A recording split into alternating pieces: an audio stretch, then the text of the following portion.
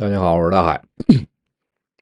中国无锡宜兴市是吧？11月16号发生了一起无差别的杀人事件。我们群里的小伙伴呢，想听听我的看法。其实我特别沉重，特别不太想聊类似这样的话题。最大的原因之一就是它不是最后一起。而且也绝不是，最轻的一起。由于这个中国官方习惯性的瞒报，习惯性的压制这方面的东西，那么潜在的犯罪者和潜在的不满者和潜在的反抗者，都有可能因为对压制的力量表示更多的不满而制造更大的事端。就是这么个环境。所以呢，我也录了个小短片来影射和探讨这件事儿。那当然就这么个东西，国内也依然给它封杀了。大家可以看一眼，就也给封杀了。哎，那秃驴，我问你一下啊，我们一直想要讲好一个美食的故事，于是呢，就一直煮饺子就这么一直煮，一直煮。现在呢是皮儿也破了馅儿也漏了，饺子呢变片汤了，片汤呢变浆糊了，还不停的扑锅。哎，一开始呢，他一扑锅我就打凉水，现在是只要冒泡我就打凉水。你说说，怎么才能不扑锅？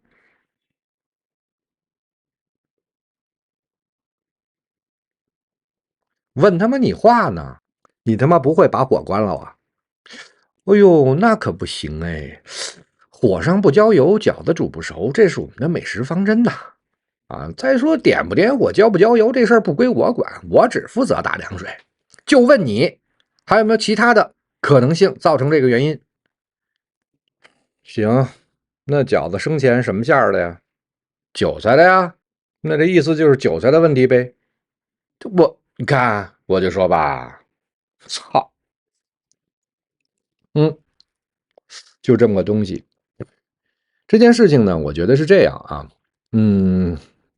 由于我之前在电视台也做心理援助工作，我最后一次在中央电视台录节目而被永远的不被请去再当嘉宾，就是因为聊过一起这个甘肃的杀人犯。我当时是希望向公众去公开探讨这个杀人犯的心理状况我们总要知道犯罪分子到底是因为什么变成犯罪分子的。但是由于官方媒体不允许嘛，绝不允许为犯人证明。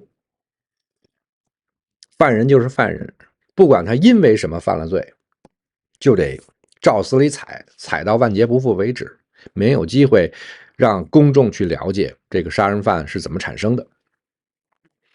所以我只能就我个人而言，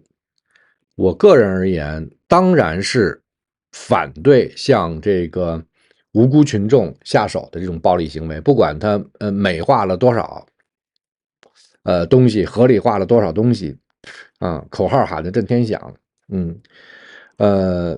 但是我也不想给这个罪犯贴标签这是我个人的态度。我更愿意思考的部分是在于这件事情发生之外，我们要观察他所谓留下来的那份文字到底什么样的环境让一个人那么相信可以集中力量办大事儿，自己可以通过自己的努力吧，居然可以推动劳动法的改变。就这个前后逻辑是怎么建立起来的？那什么样的环境能塑造出成立，就是形成这样思维逻辑的学生？他还是正上学呢各种口号，这种话术，大家听着非常的耳熟我们生活在一种怎样的话术环境之下？我们用什么样的表达方式在诉说着每天自己的感受？是不是只要听起来宏大叙事这种宏大叙事对少数群体剥夺的这种正常化，已经司空见惯了，太多了，而且这种言论大行其道，大行其道。那么有人问，当然这位也在口号里喊了，雪崩之时没有一片雪花是无辜的。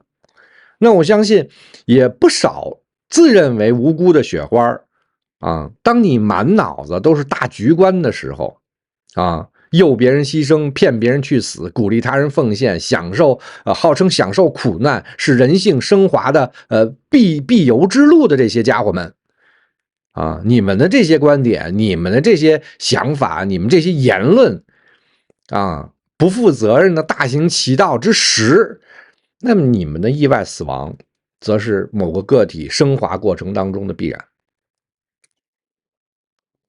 我并不想嘲笑任何一个受害者，不想，只不过在整个文化范围内都任由这种充满暴力的、充满对他人生命生杀予夺无大所谓的这么个环境下，那么我们每一个人都有可能是那个被剥夺的个体。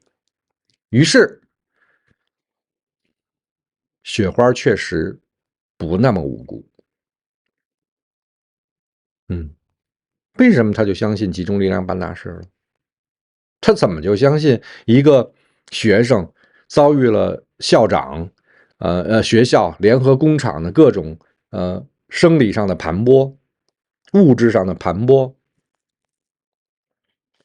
然后他通过报复社会，他通过去杀害那么多无辜者，至少在他眼里，这些人不那么无辜啊，就是他去报复这么多无辜者，就能推动劳动法的改变呢？法律是给谁定的？法律是由谁来定的？法律是倾向于谁的？至少别国我不了解，至少在中国的法律是方便执法者自己的，而不是方便被管理人群的，是方便管理人群懒政的。另外，我想强调的就是我刚才前面提到的，类似这样的公共事件啊，媒体，中国没有媒体啊，只有这个喉舌啊，只有大规模的恶性的抹杀一个人，从人性、道德、灵魂各个层面去抹杀一个人。那么公众呢接收到的信息也都是这些。如果我们没机会在任何一次暴力犯罪之后去细致的、全民的、公开的探讨一下这件事情发生的起因，我们永远都在这发生的结果的时候，这个大骂特骂，斥责这个不行啊。包括有些朋友认为说无差别，太过分了，有差别多好，对不对？这是冤有头债有主啊，出门右转市政府啊，谁迫害你，你就冲谁来，不要向这无辜人下手。本质上啊，情绪归情绪，本质上也是鼓励谋杀嘛，对吧？如果啊，就是鼓励谋杀成为了一种流行趋势的话，那么这个事态，这个大雪球滚起来会伤及多少人，就不知道了。当然最重要的根本性原因，就像我录那个小段子一样，很简单，这个事情远没有想象的那么复杂，或者类似这样的事情。毕竟我相信，如果温和的声音都感到很刺耳的话，那么死亡前的哀嚎必然是最后能听到的声音。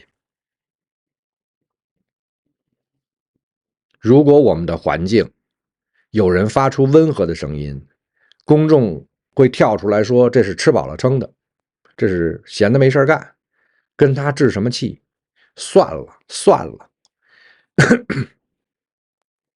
当每个个体都得不到援助的时候，当每个个体都像一粒沙，不被别人了解，得不到任何支持，甚至得不到任何理解。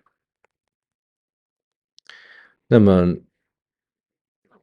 16号发生的事情，也可能是未来最温柔的一起了。